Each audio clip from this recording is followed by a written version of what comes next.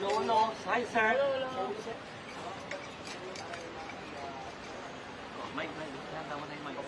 Dito ka sa kabil mo. Hindi ko yung matupag. Oh, wala nang atras. Walang lalapit.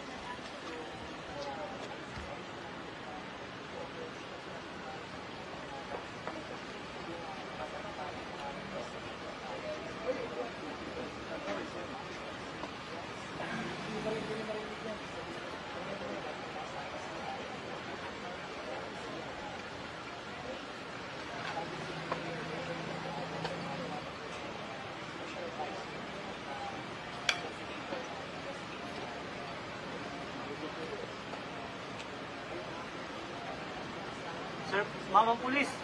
Sir, mamang pulis. Sir.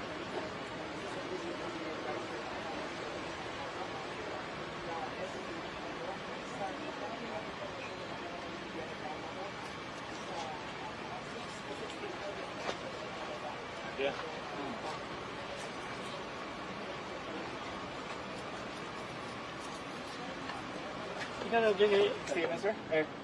Bombo, paki-mic lang po. Investigation, Mayor.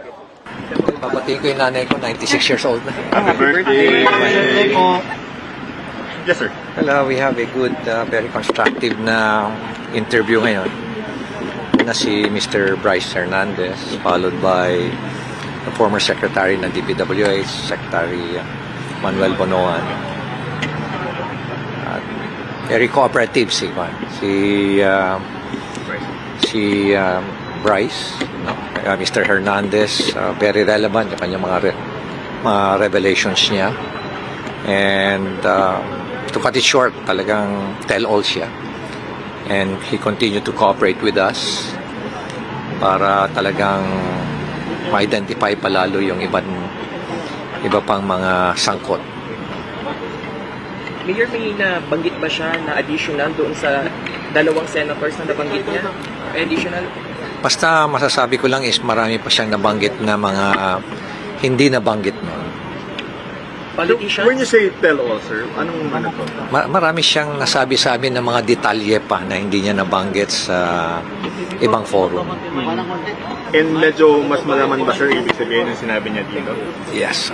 Mas mga detalye, very relevant, very sensitive information.